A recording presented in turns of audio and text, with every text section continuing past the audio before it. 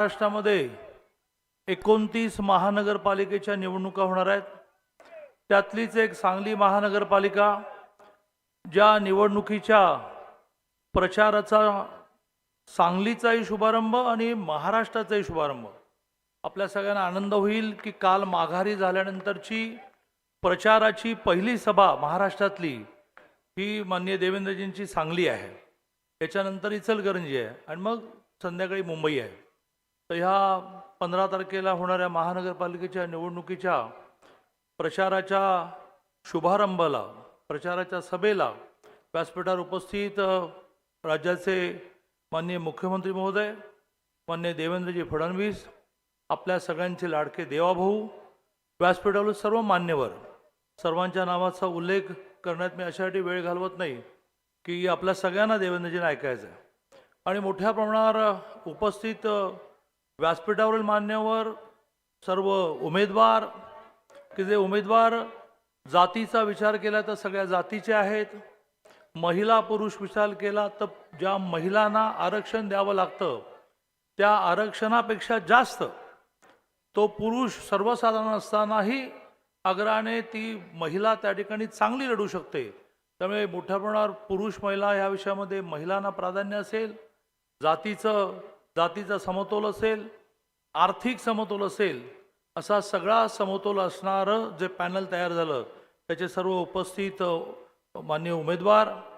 आणि दुपारची वेळ सभेला सोयीची नसते, असं असताना सुद्धा इतक्या मोठ्या संख्येने उपस्थित बंधू आणि भगिनींनो, माझ्या आधी सुरेश भाऊंनी आणि सुधीरदादांनी उल्लेख केला की गेल्या वर्षी इतिहासात पहिल्यांदा सांगली महानगरपालिका, आधी नगरपालिका मग महानगरपालिका झाल्यानंतर पहिल्यांदा भारतीय जनता पार्टीचा ब्रँडेड कमळ चिन्हावरचा महापौर झाला.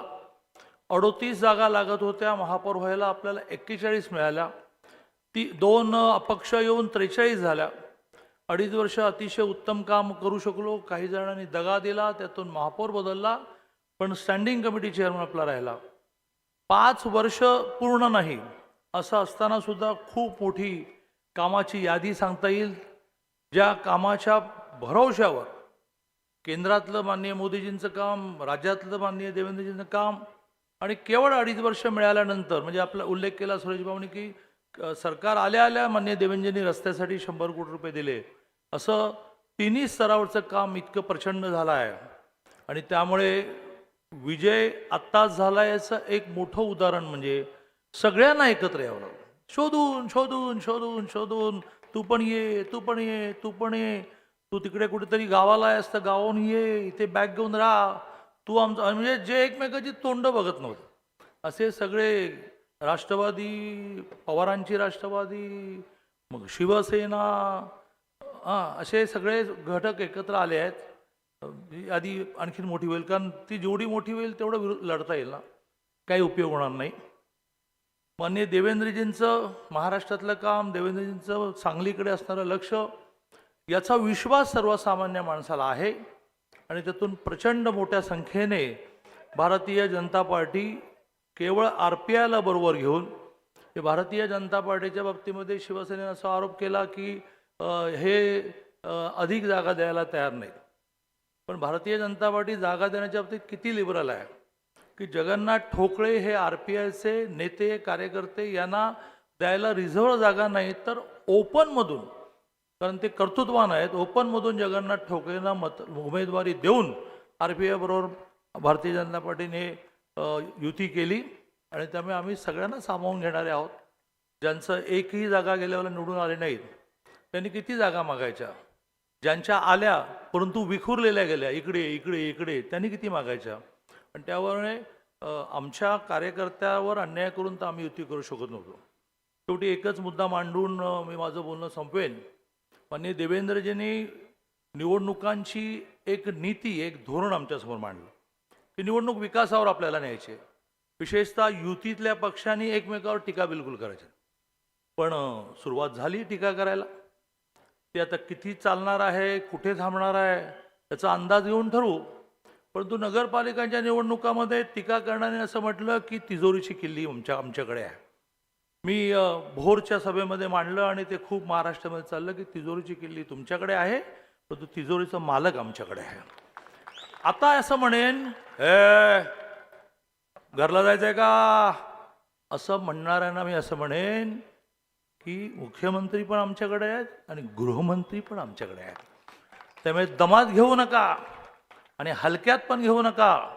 अतिशय चांगले मेहनतीने राबणारे कार्यकर्ते हे उमेदवार म्हणून दिलेले आहेत आणि सगळ्यांच्या मागे खंबीरपणे उभं. मी अनेक वर्ष माननीय देवेंद्रजींबरोबर काम करतो. एखाद्याच्या मागे उभं राहणं म्हणजे काय, इथे असणाऱ्या एकनेक उमेदवाराला, कार्यकर्त्याला, नेत्याला मी विश्वास देतो. असे जे कोणी दमदाटी करणारे असतील, रात्री बेरात्री आपण देवेंद्रजींना फोन करूया. तर म्हणजे मी पालकमंत्री आहे, मीच पुरेसा आहे. पण नाही भागलं तर देवेंद्रजींना फोन करू. त्यामुळे हुशाऱ्या करणाऱ्यांनी, दम देणाऱ्यांनी जरा विचार करून आपलं काम करावं. आम्ही आमचं काम करतो, आम्ही आमच्या कामावर म्हणतो. कुठे यादी आहे नंतर प्रेसला देतो, पण कामावर आपण लढूया. जय हिंद, जय महाराष्ट्र. धन्यवाद दादा. आदरणीय दादानी बोलल्यानंतर आता यानंतर आपल्या सर्वांचे लाडके, महाराष्ट्राचे लाडके देवा भाऊ माननीय नामदार देवेंद्रजी फडणवीस, जोरदार टाळ्यांच्या गजरामध्ये स्वागत स्वागत. देवा देवा कमाल कमाल. भारत माता की, भारत माता की. हिंदवी स्वराज्याचे सरसंस्थापक छत्रपती शिवरायांना मानाचा मुजरा करतो. भारतीय राज्यघटनेचे शिल्पकार भारतरत्न